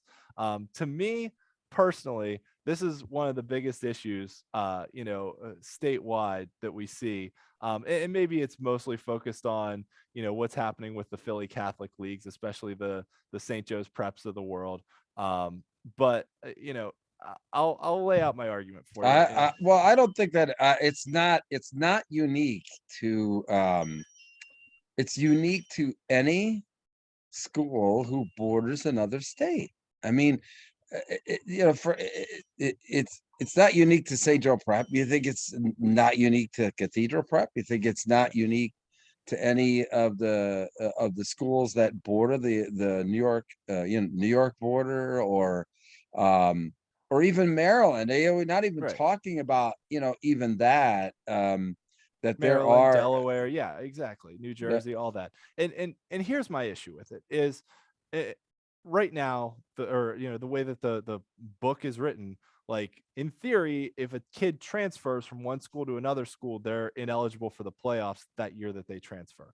But you could live in another state and play here and be eligible. So that was where I kind of got the ineligible for the playoffs idea. But here's why I think it's an issue: that you have non-boundary school. Well, let's take like Pittsburgh Central Catholic, right? Like they're in Pittsburgh, they're pretty far away from any other state, they're not drawing kids from another state. Allentown Central Catholic, same idea. You know, Berks Catholic, similar idea.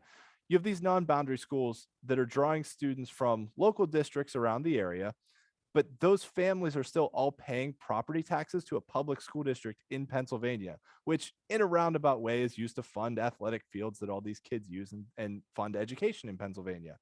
Now, some of the non-boundary schools, obviously don't have their own fields. Some of them use other school for home games. Central Catholic doesn't have their own field. They use Shaler and Fox Chapel and other public schools fields.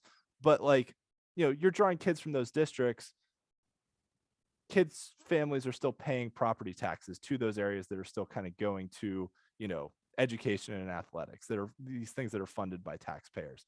But when you get kids from outside the state, your New Jerseys, your Marylands, your Delawares, your New Yorks, whatever, your Ohio, their families aren't paying any property taxes or really doing anything to benefit sports or education in Pennsylvania other than the tuition that they pay to their school.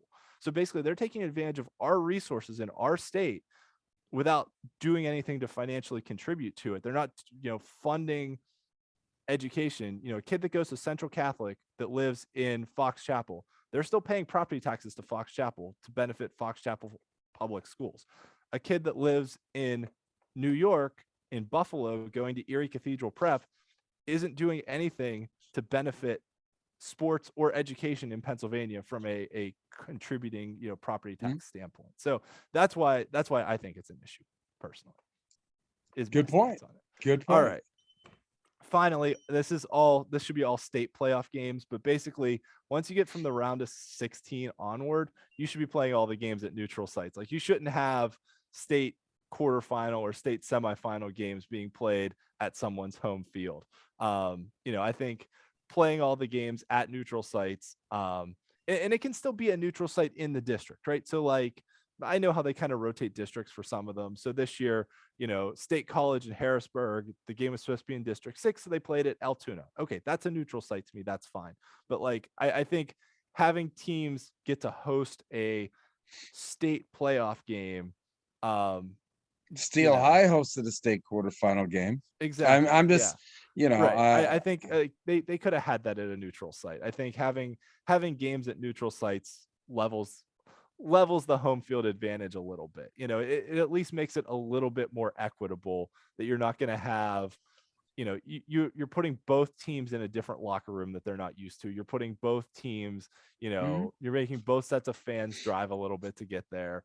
So I think games at neutral sites would be just a little bit more equitable across the board. And I think that would be, you make a great point there, because I think that what we want is, statewide tournament seedings based on power ranking, and the two would have to go hand in hand, because, you're going to have teams going through, or if you decide that you're going to have an East and a West bracket, you're still going to have a lot of movement. Yeah. And especially as, the tournament progresses, you'll have a lot of travel, but I think that neutral site would be, somewhat of a prerequisite item related to then going on statewide tournament seedings based on power rankings. So I like that idea. I mean, you can have district games be hosted. Yeah, by sure. the schools, District games. Once you get to the state tournament, they should be at neutral sites. I agree. I mean, for somebody who covers a lot of state tournament games, I think having them at neutral site is really important. Yeah. And then you can ensure too that you're making sure you have a site that has an adequate press box, that has adequate parking, that has all that stuff that you might not necessarily get at someone's home field. Oh, sure. I mean, you're preaching to the choir there, that that these teams that have won the right to host a game. I mean, I get that, but there should be minimum requirements that they've got to have to be able to post it, like seating at least half a dozen people in a press box, or I mean, it's because of the, obviously the notoriety there, but it is what it is. But like you said, neutral site games ensure adequate facilities. Yes. Yeah, absolutely. All right. So some teams to watch for next year. We kind of threw this together. It's always hard to predict, who's going to be good next year. Some of the same usual suspects that we'll probably see back again, reloading. But, I think I said earlier this year that I thought this was this year had one of the best junior classes in the WPIAL that I'd seen in a long time. So I'm really excited to, see these kids continue to grow into their senior seasons, and continue to move forward as well, in their career. So this year was a great year. Should be a fun year next year as well. From a statewide perspective, and we'll see what happens. You never know. Maybe a team like Union will come out of nowhere again. Union's going to get a lot of their players back. So is Canavan, so is Olsh, but it's going to be fun on a statewide standpoint next year. I feel like there's a really good crop of kids coming up that are juniors this year that are going to make for some really, really competitive games next year. Yeah, I do too. I mean, it's we're fortunate. I mean, I thought that the state tournament was as good as I maybe ever seen related to competitive balance. I think next year is going to be as good or better as far as competitive balance than in any season that I've seen in my memory. Yeah. Yep. And that's a wrap. Thank you, everyone, for joining us all season. I hope everyone had as much fun watching us talk as we had making the show. You obviously know where to find us on YouTube. You can also find us on Twitter, Facebook, and Instagram. And, hopefully you all enjoyed the show this year, and we'll come back and watch us again next year as well. Yeah, I hope so. I mean, I think that we're starting to gain some traction. I mean, things don't just happen overnight. I mean, this is like the end of year 3 for us. Yeah, this is year And 3. I think it's become, for me and you and stuff like that. I think it's become, kind of I don't want to say institution, but I think people look forward to watching the show every week, and we have a lot of loyal people that follow the podcast just to keep Eastern people that keep track of the West, and Western people like it because of all the fine work that you do, my friend, because everything that you do for the show is incredible. I think the one thing that this show has more over than a lot of shows is I think it's got good perspective, and that's the main thing. And I think that we've had some really fine guests that are very giving of their time. I mean, because we tape this show late at night on a Monday, to have coaches and guests be giving of their time. I can't thank our guests enough. I can't thank you enough. I can't thank the fans enough for all the kind words. We just do this because we love to do it. And we, basically, have people kind of look in at us, and we talk like we're fans, and we are fans, and we're glad that other people enjoy the conversation as well, don't we? Absolutely. Yeah. And I think, we always try to hit that sweet spot in the Venn diagram of being, entertaining, informative, and and honest. I think those are the three pillars of the show. I feel like is entertainment, information, and honesty is the three things that I have some opinions that I know are not popular, and I'm not afraid to voice them, but I'm being honest about them. But we want to be entertaining and informative, and hopefully everyone has found us to be those things throughout this year. And thanks to everyone who's tuned into the show. We really appreciate it, and we appreciate everyone that interacts with us on social media and shares our content and all that. It's really cool to see how our little YouTube show has kind of grown over 3 years. Yeah, and the reason that I like to do the podcast are the fact that, just as you said, this is where I can express my opinion. Okay, it's very difficult, when you're reporting on games or broadcasting games. You want to be fair and equitable and what have you. So the podcasts are my way of showing how I really feel and what I really think. And that's the difference between the two. People always ask me that, why do you do the podcast? Well, I can offer up then my opinions and my feelings in that format that I can't about high school football and any other, or high school sports in any other method, because like I said, I'm broadcasting or reporting, and you just lay it out for people and let them form their opinions. So in that kind of format. And I thank all the fans too that have, from the podcast there, watch the games and send kind notes and everything else. It's just it's very humbling. And but like I said, we do this because we love to do it, and it gives us a chance to really express ourselves in a format that we aren't really that we don't have an ability to do in any other way, right?